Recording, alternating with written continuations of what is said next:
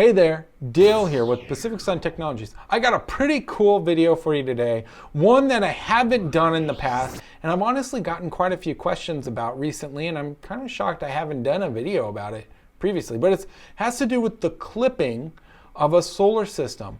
And if you're not familiar with what clipping is, then you're going to need to keep watching because I'm going to ask you to subscribe to the channel before I get into the details. Yeah, go ahead, hit that little red button down below. And if you're someone that's interested in going solar or getting battery backup, then visit us online by using that link in the description below. We service a huge area of Southern California and we would love to have you as a customer.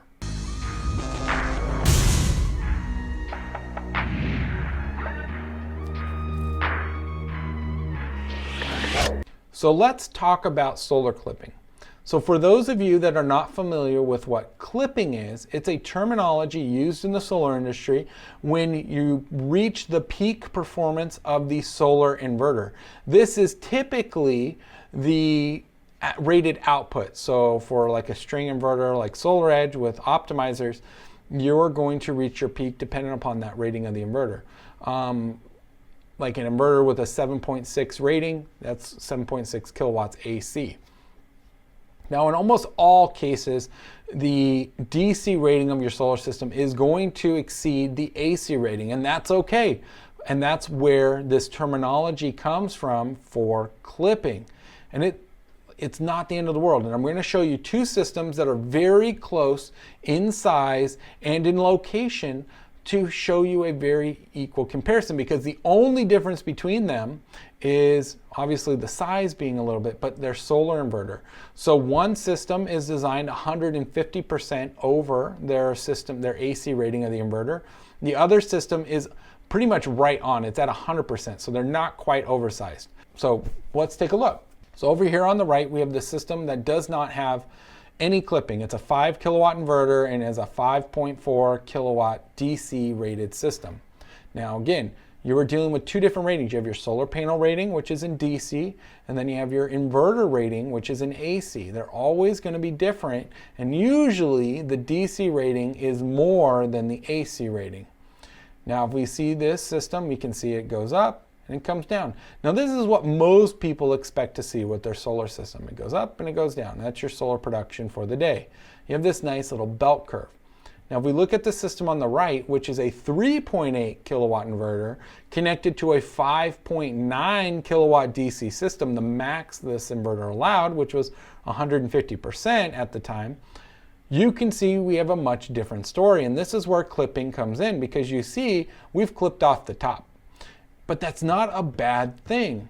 So as you can look at, this system produced 31 kilowatt hours for the exact same day versus this other system that produced 28 kilowatt hours. Now, yes, the system on the left has one more panel than the system on the right, and it has a smaller inverter.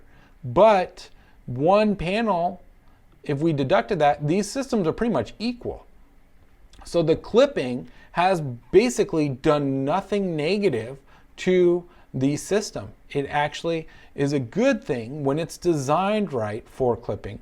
When you reach your peak performance of your solar inverter holds that and produces that maximum amount of power for as long as it possibly can. Whereas with the system on the right, you kind of you never reach your peak. So you're always just going through the belt curve, and that's okay. But as you can tell, a system that's designed right with clipping will produce just as much as a system with an oversized or equal inverter to their DC rating. So again, it's okay if your DC rating is more than your AC rating. And that's something that we see a lot with microinverters. Microinverters do not have the same rating as these solar panels. So I'm going to show you a system that kind of gets a little clipping from microinverters. You don't get it as much. All right, so looking at these two systems, so I've kind of flip-flopped it. So on the left now we have a system with no clipping, and on the right we have a system with some clipping. Now as you can see, we're just barely getting any clipping with the Enphase microinverters, and it happens at about 12:45, and then the system holds that power until about 4 p.m. Whereas if we look on the system on the left, you kind of have the same belt curve that we were seeing with SolarEdge. It kind of goes up, then it kind of comes back down. Very, very simple. it's okay to have a little bit of clipping. You're getting the most out of your system. Now, I didn't have two identical systems nearby each other. I did my best to find comparable systems with the same modules, or pretty close to. So the one on the right has 26, the one on the left has 23. But since we're dealing with microinverters, the system size really doesn't matter. It's the module paired with the microinverter that matters. Now, both of these are using IQ7 pluses, but one is using a lower wattage panel at the request of the customer versus one that's properly sized to the solar panel. So the one on the right is the maximum rating we'd want to put on an IQ7 Plus versus someone that didn't believe what we were saying, with our years of experience. And as you can see, they're not going to clip, which is fine. They're going to produce just as much power as the person on the right. But they paid a little more and they didn't necessarily need to. Clipping is not a bad thing in the solar industry, so keep that in mind. If your system is sized properly, you're not going to lose out on any energy. You're going to produce the same amount as if someone wasn't clipping, or a little bit more if your system is designed properly. So keep that in mind. For those of you that are interested in getting a quote, whether it's with Enphase or SolarEdge, then visit us online by using the link in the description below. We have been designing systems for a very long time, and we're very in tune with how to design a system for you to get the absolute most performance out of it.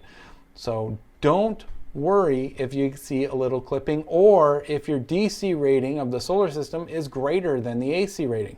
I can assure you, at the end of the day, you're going to produce the maximum amount of kilowatt hours, which is your production, that you absolutely can with what we've put together.